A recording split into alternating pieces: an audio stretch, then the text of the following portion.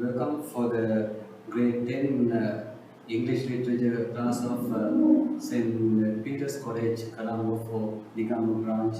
And today we are going to discuss about the Nightingale and the Rose by Oscar Wilde. As I have always told you, it's very essential that you know the biography of the author, the writer. So you have to know something about Oscar Wilde and his background that will help you immensely in understanding this short story. To tell one thing only, Oscar Wilde has written many short stories or prose or fairy tales like this, and one another very moving and emotional fairy tale is The Happy Prince, which is also written by the same author. Okay, today in this session we are going to discuss, we are going to talk about The Nightingale and The Rose by Oscar Wilde. And first thing I would like to share with you is a summary of the short story. If you read the short story or if you have read it, you will understand that there was a boy and he was trying for a red rose because this is winter time and there are no red roses in his garden. So he weeps sitting under a home oak tree, and on the home oak tree there is a nightingale, and nightingale listens and he feels very sorry for the boy because the nightingale values love very much. So because of that she feels for it, and finally she decides to go round to find a red rose for the boy. But finally, although she goes, she means the nightingale goes round, she was unable to find a red rose, and everybody says when she went to a rose bush which was growing in the center of a grass plot, the the red rose bush which was there on the grass plot said, "I don't have red roses, my roses are white, but go to my brother who grows near the old sundial." And when the nightingale flew to the rose bush which was growing near the old sundial, the rose bush said, "My roses are yellow, but go to the rose bush which was growing under the student's window. Perhaps you will get what you want." So when the nightingale flew to the rose bush which was growing under the student's window, the rose bush said, "My roses are red, but because of winter, I cannot produce a red rose." But the nightingale insisted. She said, "Isn't there any means, any way of getting me only one red rose?" But the rose bush said, "There is one way, but it's very terrible. I don't want to tell it to you." But the nightingale again forced, or she insisted because she wanted to help the student, and said, "Okay, it's okay, you just tell me. I am not terrified, I am not scared." And Rosebush said, "Then you have to press your breast against a thorn by the moonlight, and your lifeblood should ebb through my veins.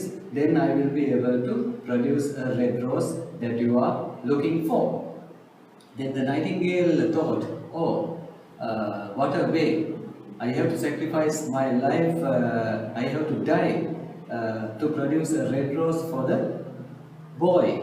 But the nightingale says, "What is the heart of a bird compared to a heart of a man?" So the boy has, the student has the heart of a man. So the nightingale has a bird's heart, and she says, "My heart is not more valuable than the human heart, so I am ready." So finally she goes round, or she flies round the grove, because she wanted to have a look for a final time before she sacrificed her life. And even the home oak tree understood that the nightingale, which had nested, or which had her home with himself, understood that the nightingale has decided such a thing, and he also wanted the Nightingale to sing a love song before she went or before she committed before she killed herself. So finally, the Nightingale, by the moonlight, she presses her breast while she was singing her most beautiful songs. And finally, before the day dawn, she was able to produce a red rose for the student. But at the end of the production of the most beautiful red rose in the world, she had died. The Nightingale had died because all her blood from the heart came out. They ebbed and finally she died. But next day morning, when the student saw, when the student opened the window, he saw the red rose and he was very happy. So he happily picked and ran to the professor's daughter, because earlier when he was crying at the beginning of the story, it was the professor's daughter who had promised the student that she would dance with her at the princess ball if he brought her a red rose. So the student ran straight away, but the professor's daughter, she had changed. She changed and she said, what is this red rose? Do you think I would dance with you for a red rose? Besides, the Chamberlain's nephew had promised me gold and jewels, and everybody knows that real jewels are more valuable than a red rose, a mere red rose. And she rejected dancing with the student. So the student threw this valuable red rose to the gutter, and the cartwheel ran about it. And finally, what happened was, for the sacrifice of the Nightingale, there were no real value, because the student was unable to dance with the professor's daughter. He also did not value the red rose much. He did not know the story of the red rose and the Nightingale. He did not see the Nightingale who was dead under the rose bush. But that is the end of the story. And next, we'll be talking about the themes that arise from this short story. Okay, the first theme is love. So the short story says that conditional love is very temporary. It's not permanent. It's not genuine. The short story says that genuine love needs sacrifice. If you don't sacrifice your life, then it means that you do not have genuine love within you. That is the first theme. And the second theme is reason versus passion. So reason is a destructive element that brings waste, reigns over passion. If you try to argue everything with your knowledge, now the student is an educated boy, educated one, but still he was unable to measure the value of real love. So reason means argument or logical argument, and the passion is amorous love or some kind of it's love which is not real love, which goes deep into one's self, and it's only superficial or external love, which the student sees here. So because of that, his love for the professor's daughter is a failure. So that is the second one. And the third one is education. If you have only the theoretical education, it shows that you are an unbalanced person. You don't become a balanced one unless you have a good heart. So you need to improve. You need to improve your attitudes and inculcate, or you have to develop good values if you want to become a fully grown, better human being. That is the third one. And the fourth one is human hypocrisy and deceit. That is mostly related to the girl, because the girl promised earlier, and that's why the student was weeping for red rose. But finally, when the Chamberlain's nephew offered gold, jewelry, and valuable matters, the girl rejected the student. So her pretentious nature changed is due to her hypocrisy, and that is one aspect that you can see in this short story. And the other one is materialism versus romanticism.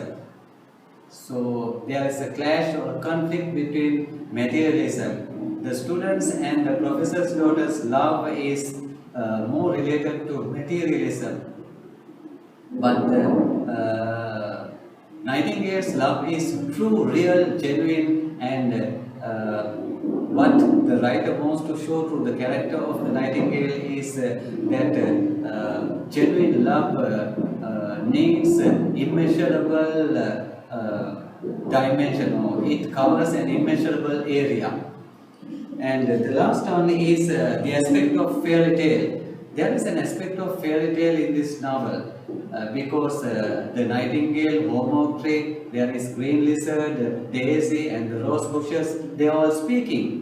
All these lifeless things, or things which have life, but they can't use human language. But they all use human language here, which means it is a quality or a characteristic of a fairy tale. Okay, right. These are the things that you have to remember for your exam. Most of the time, you will get questions for your essay type answers from the themes that I discussed with you now, and it's very essential that you learn more about the main characters here: the student, Nightingale, professor's daughter, then green lizard, homo tree. You have to know something, and if you learn in depth about these characters, then you will have a lot of ideas, and it will help you immensely in writing good essay type answers at the exam.